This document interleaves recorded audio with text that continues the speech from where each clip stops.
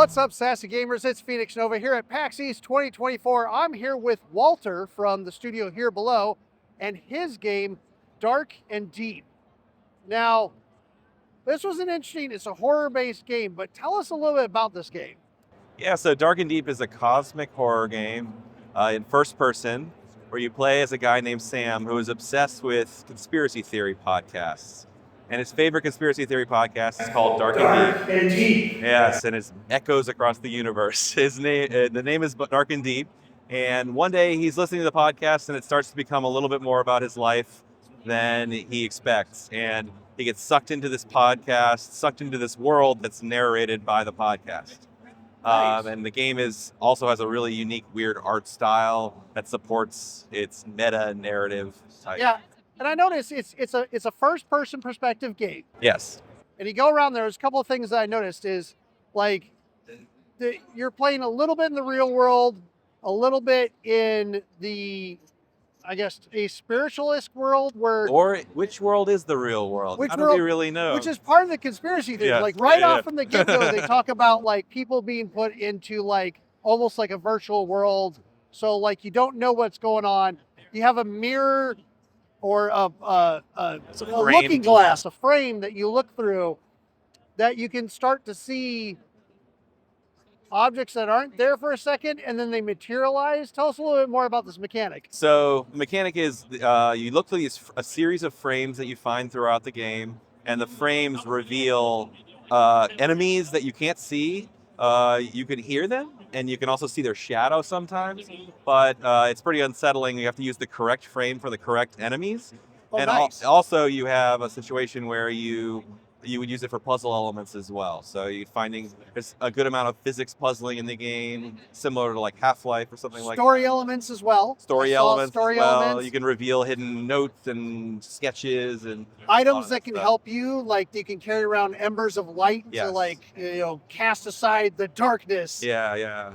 So you said it's a cosmic horror game. So for those that aren't familiar, tell us a little bit more about that. So cosmic horror in the broad sense, like it's used in this game, is all about the giant unanswered cosmic questions of the universe. It's not, it doesn't have to be Lovecraftian. This is not a Lovecraftian game. It's just all about these huge questions, and the game and the art style and the themes and the symbolism I'm using in the game is all about these universal stories that are told across time. This is essentially a modern retelling of biblical stories, myths, legends that are happening across time. Yeah. Very cool. Yeah, so it's a weird mixture because you're hearing the podcast and it's like a very modern method of narrative, and then you're also hearing this background or you're in this world that's black and white. It's taken from the illustrations of Gustave Doré. And so I actually scan in these old books to make the art of the world. So it's very strange. No, so that's fascinating, Walter. You talked about that book. It was a Bible from the 1800s. Yes. And you literally scanned pages to be textures within the game. So like, how often is that used? When you're playing the game, probably 75-80% of the gameplay is happening in the world that is actually built from these 1800s illustrations. So I bring them in and I scan them, and I use even little small parts of the illustrations so that you're inside of a world that feels like it's made of these illustrations. And I use them, and you can sort of see in some of the footage there. Part of the game happens in the more realistic looking world, and then part is happening in this black and white hand-drawn world. Yeah, it was a very interesting aesthetic because it was like, it's got the 3D modeling that we're used to, like, rocks and caves that you're crawling through and stuff like that. But everything has this texture on it that looks like old print in an old book, but that's just out of focus where it's got like the lines or like the lines that they make illustrations from. Right. Especially like what you see on a dollar bill or something like that with the very fine lines. It was a really neat art aesthetic. So the original prints, they come from wood carvings. Where they would do woodcuts and carvings, and then they would put them in ink and print them like that. And so that's essentially the aesthetic of the game, is from that ancient method of printing. So where'd this idea come from that you wanted to do that for like a good chunk? So I love Gustave Doré as an artist. I'm kind of a little bit of a closet goth. I always love that stuff. And And I love Gustave Doré. I'm looking at a metalhead, and his aesthetic is very, like very cool for that genre, that feeling. And I wanted to bring it into a new medium, right? So I wanted to bring his work into the sort of like medium of games. I feel like not enough people know about his work. And so it's cool to bring it into a new medium and show it to a whole new generation of people. And the kind of like the cool thing about the game is that also thematically, his work, the illustrations he did, he's illustrating the things that share themes with this game and the modern retelling concept. So that unsettled feeling that aesthetic gives you, one of the things that you said, besides that dread in the background, is that there's no real jump scares in this. Yeah, it's not jump scare heavy. I will say, you can get jumped. But kind of a pillar of my design philosophy is if something happens to you in the game, it's preventable. You know that this, like, at least it might happen to you, but then you learn how to prevent this. There are creatures that you can't see except through the frames, right? So, right. If you learn to use that the frames, is startling. When all of a sudden they come into the frame, but you can listen, and you can each creature has its own sort of like audio signature. A lot of the voices are done by me because it's solo dev, right? So I'm in my studio going, trying to make creepy creature noises.